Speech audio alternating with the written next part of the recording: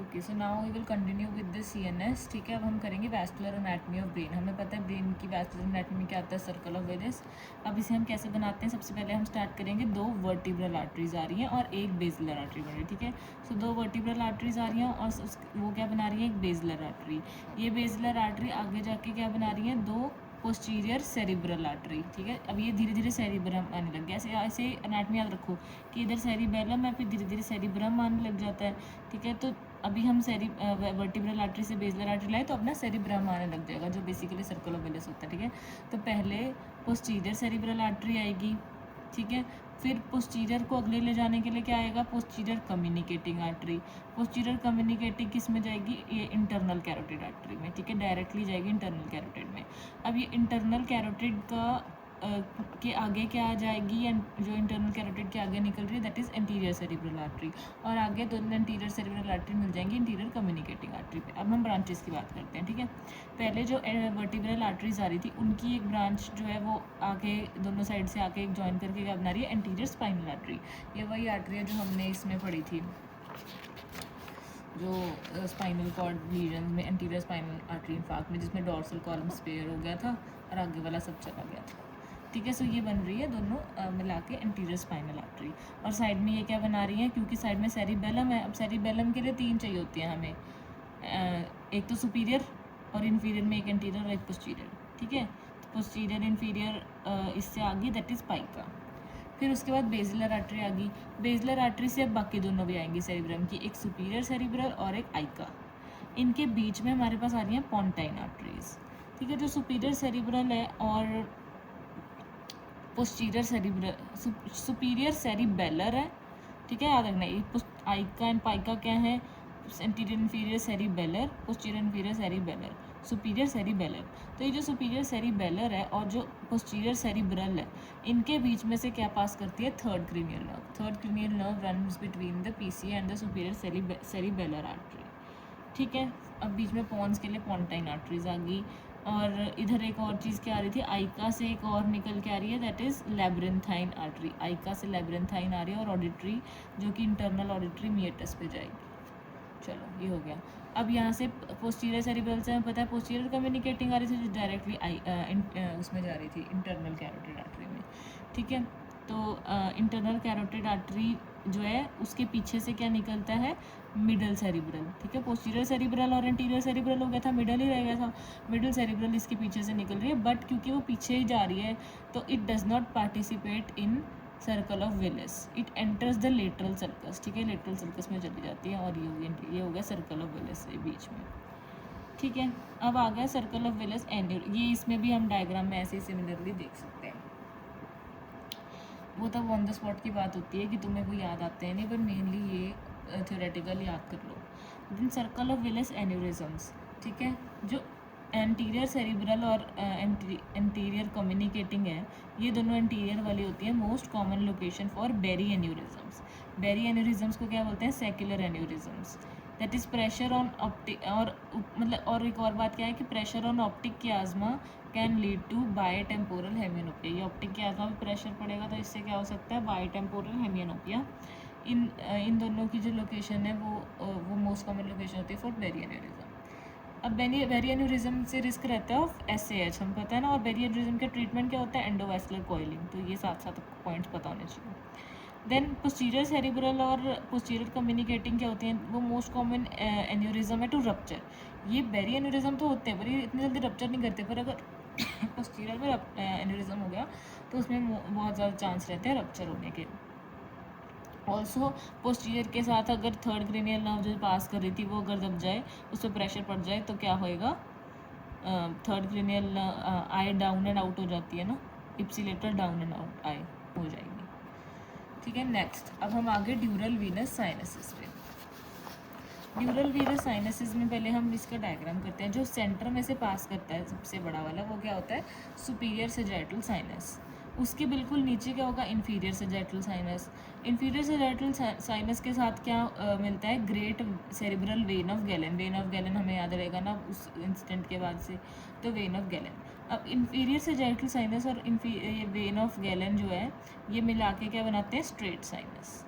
ठीक है, अब यहाँ नीचे से देख लेते हैं क्या आ रहा है। नीचे से इंटरनल जुगुलर वेन आते हैं, जुगुलर फोरामेन, फिर यहाँ से आता है सिग्मोइड साइनस।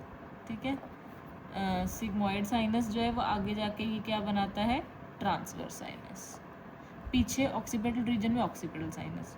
तो ऊपर से आ रहा है हमारे पास सुपीरियर सैजिटल साइनस, इधर से ट्रांसवर्स साइनस, नीचे से ऑक्सीपिटल साइनस, और यहाँ इन दोनों की मिलने से स्ट्रेट साइनस। तो ये चारों साइनस जहाँ मिलते हैं इसे हम क्या बोलते हैं, Confluence, sinuses meeting at the Confluence. ठीक है, साइनसिस है क्या, ये सुपीरियर सैजिटल साइनस ही है क्या।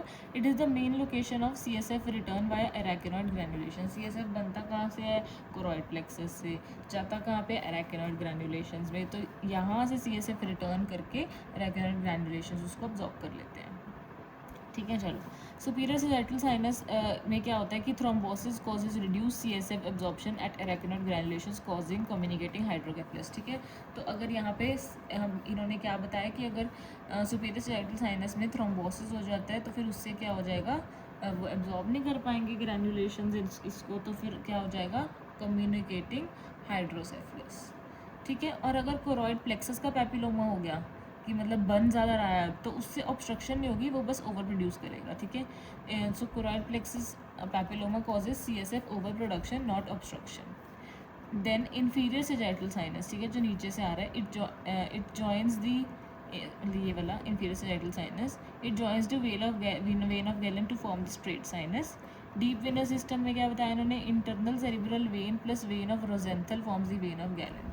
तो ये तो साइनस है ना, वेन ऑफ गैलन का साइनस है। मतलब वेन ऑफ गैलन जो है वो बंद कहाँ से रही है, जब इंटरनल सेरिब्रल वेन ऑफ रोजेंथल से मिलती है तो वेन ऑफ गैलन बनती है। ठीक है, then sinus is meeting and the confluence के निमोनिक है टॉस, जो हमने सारे किए बस उसका निमोनिक याद रखो, TOSS, transverse sinus, occipital sinus, straight sinus, superior sagittal sinus. Further pathway बता दिया, कॉन्फ्लुएंस पर ट्रांसवर्स, सिग्मोइड और इंटरनल जुगुलर वेन ये होता है। अब साइनसिस को देखने के लिए हम क्या करते हैं, CT वीनोग्राफी। ठीक है, venography to show to show dural venous sinuses. और एक हमारे पास आता है एम्प्टी डेल्टा साइन, वो किसके लिए होता है, अगर ये इसका थ्रोम्बोसिस हो जाए, सुपीरियर सैजिटल साइनस का थ्रोम्बोसिस हो जाए, सो क्या होता है, empty delta sign. Then next stroke localisation. ठीक है, अब हमें पता है कि सेरिब्रम के लिए 3 आर्टरीज होगी हमारे पास, anterior cerebral, middle cerebral, posterior cerebral. ठीक है, अब उसके लिए होता क्या क्या हमें याद रखना पड़ेगा। एंटीरियर सेरिब्रल में क्या हो जाएगा, contralateral weakness and sensory loss हो जाएगी lower limb more than upper limb की। ठीक है, वीकनेस और सेंसरी लॉस होएगा सबसे पहले। देखो अब आगे वाले ब्रेन को इमेजिन करो, आगे वाला ब्रेन किस किस काम के लिए होता है। ठीक है, सेंसरी और मोटर है ना, तो वीकनेस और सेंसरी लॉस दोनों हो जाएंगे कॉन्ट्रालेटरल साइड के। और एक यूरिनरी इनकॉन्टिनेंस भी इससे हो जाएगी। ठीक है, क्योंकि पैरासेंट्रल लोब्यूल होता है ना इन्वॉल्व। तो फिर उसके बाद क्योंकि आगे पर बिहेवियर और पर्सनैलिटी चेंजेस होते हैं फ्रंटल लोब में, तो वो भी इफेक्ट होंगे। ठीक है, so contralateral weakness and sensory loss, lower limb more than upper limb, urinary incontinence, paracentral lobule, behaviour and personality changes, frontal lobe involvement. Then आता है मिडिल सेरिब्रल। मिडिल सेरिब्रल में क्या हो जाएगा, इसमें भी कॉन्ट्रालेटरल वीकनेस और सेंसरी लॉस होएगा, पर अब फेस और अपर लिम्ब का। ठीक है, तो ये फ़र्क है कि अब फेस और अपर लिम्ब का होएगा। अगर डोमिनेंट पैराइटल लोब इन्वॉल्व हो गया तो क्या हो जाता है, एफेजिया। ठीक है, तो लेफ्ट लोब बेसिकली अगर डोमिनेंट है वो इन्वॉल्व हो जाए तो एफेजिया होएगा।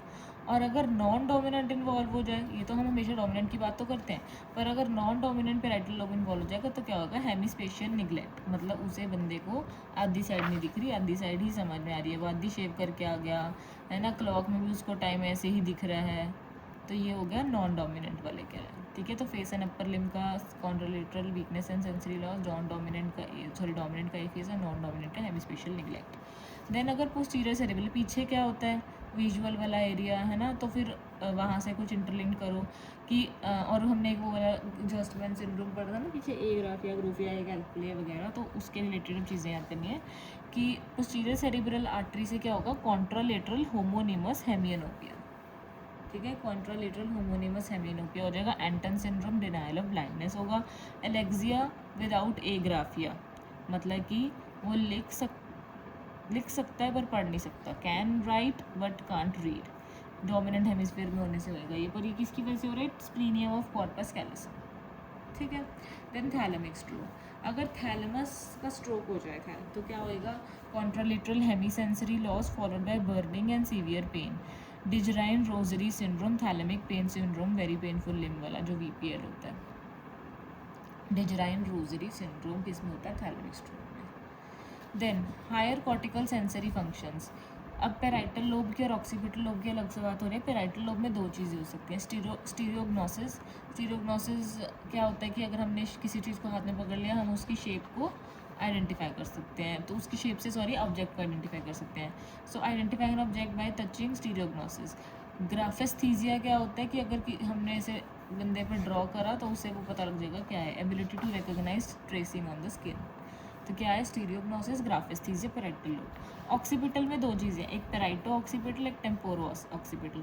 पेराइटो ऑक्सीपिटल क्या है? साइमल्टेग्नोसिया, मतलब inability to perceive multiple objects together. इसमें बहुत सारे एज हैं, है ना, तो वो बंदा सब एज को नहीं पकड़ पाएगा, बिगर एज को नहीं देखेगा लाइफ में, छोटे छोटे एज में उलझा रहेगा, ऐसे जो लॉजिक था, ठीक है। टेम्पोरो ऑक्सीपिटल में क्या हो रहा है?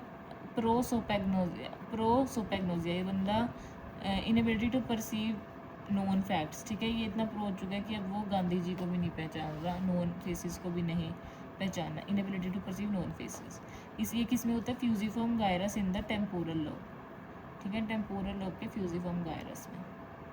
टेम्पोरो ऑक्सीपिटल है ना, तो दैट इज़ वाई। अब ये जो साइमल्टेग्नोसिया हमने किया पेराइटो ऑक्सीपिटल का, इसका एक सिंड्रोम होता है Balint syndrome.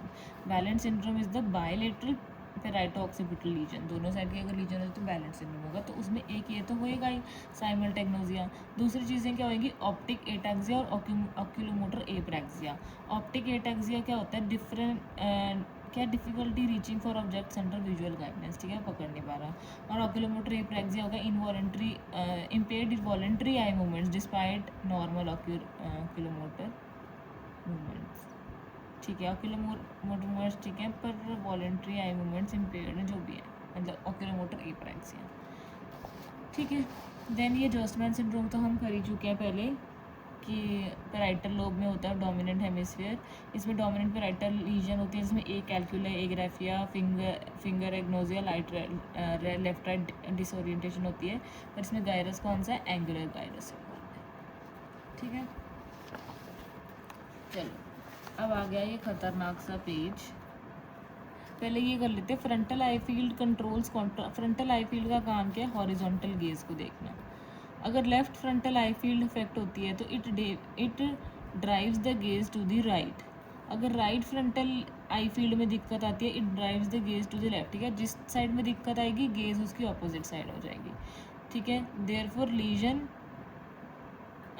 Legion in frontal, ठीक है, लेफ्ट वाली, मतलब कहने का ऐसे है कि लेफ्ट वाली राइट की तरफ गेज कराती है, ठीक है। तो अगर लेफ्ट चली जाएगी, राइट की तरफ गेज नहीं हो पाएगी, तो वो लगेगी तो हमें तो उससे लेफ्ट साइड में ही दिखेगी ना, मतलब सेम साइड में दिखेगी। तो lesion in frontal eye field में क्या होता है? Gaze towards to the side of the lesion, ठीक है। मतलब अगर नॉर्मल फंक्शन क्या है? लेफ्ट वाली राइट की तरफ गेज करा रही है, राइट वाली लेफ्ट की तरफ गेज करा रही है। अगर वो ख़राब हो जाएगा तो लेफ्ट वाली लेफ्ट की तरफ ही डेविएटेड होएगी ना। सो ये है बस बात कि लीजन अगर फ्रंटल आई फील्ड में हुई तो gaze to the lesion side होगी। अब दूसरी बात, अगर तो क्रेनियल नर्व जाती है, ठीक है, तो इप्सिलेटरल डेविएशन होती है। अगर कोई ट्रैक्ट जाता है तो कॉन्ट्रालेटरल डेविएशन होती है, एक जनरल रूल है, ठीक है। क्रेनियल नर्व जाती है तो इप्सिलेटरल डेविएशन होती है, और अगर ट्रैक्ट जाता है तो कॉन्ट्रालेटरल, ठीक है। Cranial nerve, ipsilateral, tract, contralateral. अब हमें एक तो आइडेंटिफाई करना आना चाहिए क्या है? मिड ब्रेन पॉन्स मेडुला, ठीक है, जिसके अंदर तो फोर्थ वेंट्रिकल है वो पॉन्स है, ठीक है, ये वाला पॉन्स है। देन बटरफ्लाई शेप का मेडुला है, मिड ब्रेन ये है, ठीक है, वी शेप का। तो अब इसके अंदर जो जो चीज़ें होती हैं वो बेसिकली थोड़ी बहुत ही कर लेते हैं। मिड ब्रेन में क्या है हमारे पास? ये सुपीरियर कॉलिक्यूलस, ठीक है, सुपीरियर कॉलिक्यूलस के बाद रेड न्यूक्लियस, बीच में सेरिब्रल एक्वेडक्ट सबसे ऊपर होता है ये, ठीक है, तो that's why superior colliculus. Cerebral aqueduct, red nucleus, और यहाँ से थर्ड क्रेनियल नर्व जा रही है, देन सब्सटेंशिया नाइग्रा काला काला, then cerebral peduncles crus cerebri होते हैं, मीडियल लेमनिस्कस भी बना हुआ है, पर मोस्टली यही है। देन पॉन्स में क्या होता है, पॉन्स में फोर्थ वेंट्रिकल के लिए जगह होती है, और इसमें सुपीरियर और मिडल सेरिब्रल पेडंकल, अब सेरिबेलर पेडंकल शुरू हो जाएंगे, वो cerebellar peduncle superior middle pons में है, इन्फीरियर वरा मेडुला में है, ठीक है, ऐसे तीनों है, वैसे देखा जाए तो तीनों है मतलब। देन इसमें क्या होता है, sixth cranial nerve, seventh cranial nerve, corticospinal corticobulbar tracts हो गए, PPRF हो गया, मीडियल लेमनिस्कस हो गया, ठीक है, तो ये सब कुछ चीज़ें इसमें प्रेजेंट होती हैं, लोकस सेरुलियस, फिफ्थ क्रेनियल नर्व भी होती है।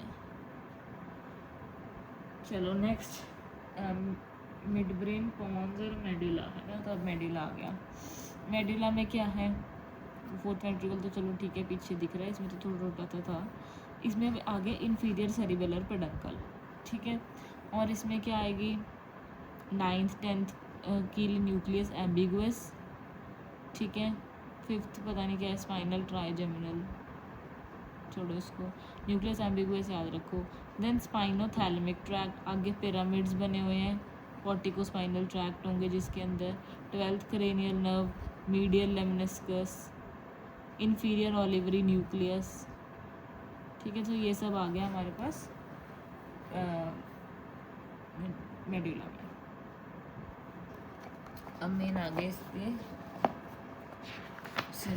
वो ब्रेनस्टेम स्ट्रोक सिंड्रोम, ये टेबल इम्पॉर्टेंट है, ठीक है, हमने क्या आया, हमने ऐसे लिखना है, मीडियल लेटरल, ठीक है, medial lateral, mid brain pons medulla, mid brain में क्या आ रहा है, 3 4, पहले 2 नंबर फिर 4 नंबर, 3 4 5 6 7 8 9 10 11 12, ठीक है, तो अब इधर आएंगे मीडियल वाले में मल्टीपल्स ऑफ 12, ठीक है, तो फिर इसमें क्या आ गया, 3 4, इधर कुछ नहीं, इधर 6, इधर 5 7 8, इधर 12, इधर 9 10 11, इधर मीडियल साइड पे M से सब कुछ होगा, M से मीडियल, तो इसमें क्या क्या होएगा, MLF मीडियल पता नहीं, मीडियल लॉन्गिट्यूडिनल फैसिकुलस जो भी होता है ये, ठीक है, जिससे क्या होता है, इंट्रान्यूक्लियर ऑप्थैल्मोप्लेजिया।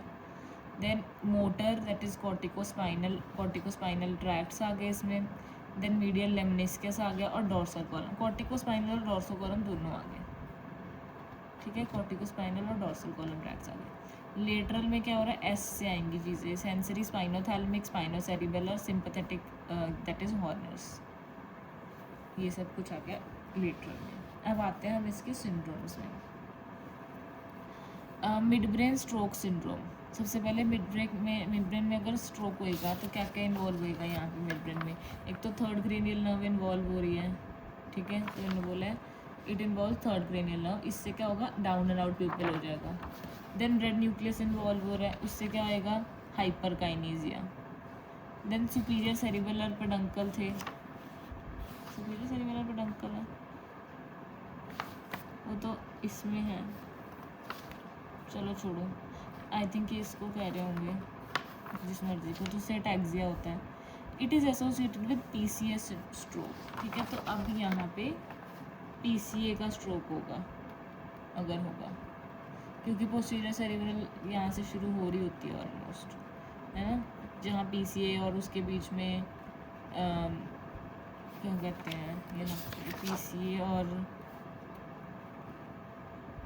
सुपीरियर सेरिब्रल के बीच में ही थर्ड क्रेनियल नर्व जा रही होती है, तो ये वाला एरिया है, तो ये PCA से सप्लाई होगी। क्या क्या हमारे पास सिंड्रोम्स हैं, वेबर्स, बेनेडिक्ट्स, नॉर्थैंगल, क्लॉडी और पेरिनॉड, ठीक है, वेबर्स में only third cranial nerve involve होगी, इन सब में कॉर्टिकोस्पाइनल ट्रैक्ट्स तो इन्वॉल्व हो ही रहे हैं, तो कॉन्ट्रालेटरल हेमीप्लीजिया ये सब तो है ही है मेरे हिसाब से,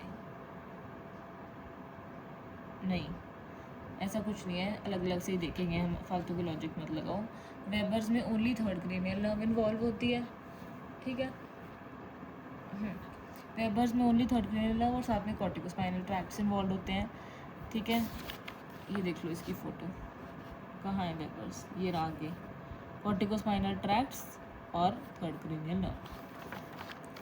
देन बेनेडिक्ट्स में क्या हो रहा है, थर्ड क्रेनियल नर्व और रेड न्यूक्लियस इन्वॉल्व हो रहा है। ये बेनेडिक्ट्स आ गया, रेड न्यूक्लियस और थर्ड क्रेनियल नर्व इन्वॉल्व हो रहा है, थर्ड के साथ रेड न्यूक्लियस आ गया तो Benedikt's. Benedikt's red head bad movements, Benedikt's red head bad movements. Nothnagel, Nothnagel में थर्ड क्रेनियल नर्व के साथ एटैक्सिया हो रहा है, क्योंकि आई थिंक इसी को बोल रहे हैं सुपीरियर सेरिब्रल पेडंकल इन्वॉल्व हो रहा है, सुपीरियर कॉलिकुलस इन्वॉल्व हो रहा है, कुछ तो हो रहा है, सुपीरियर इन्वॉल्व हो रहा है। नॉनथैंगल में क्या कर दिया कि थर्ड क्रेनियल नर्व के साथ एटैक्सिया। क्लॉड में क्या हो रहा है, थर्ड क्रेनियल नर्व और रेड न्यूक्लियस और हेमी एटैक्सिया सब कुछ ही हो रहा है, ठीक है, थर्ड क्रेनियल नर्व। हाँ, परिनाउड में क्या हो रहा है, अपवर्ड गेज पैल्सी, ऊपर नहीं देख पा रही, परिनाउड ऊपर नहीं मैं देख सकती, ठीक है। सो वेबर्स में क्या है, कॉर्टिकोस्पाइनल ट्रैक्ट की वजह से contralateral hemiplegia, third cranial nerve की वजह से ipsilateral down and out pupil. Then Benedikt's में क्या है, रेड न्यूक्लियस से हाइपरकाइनेसिस, कोरिया ट्रेमर हो जाएगा, और थर्ड क्रेनियल नर्व से ipsilateral down and out pupil. Then Nothnagel जो है उससे क्या हो रहा है, सुपीरियर सेरिब्रल पेडंकल की वजह से इप्सिलेटरल वो जो है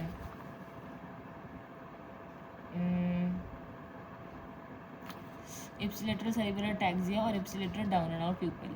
थर्ड क्रेनियल नर्व से ipsilateral down and out pupil होगा, क्योंकि मैंने भी क्या बताया था, क्रेनियल नर्व से इप्सिलेटरल होता है।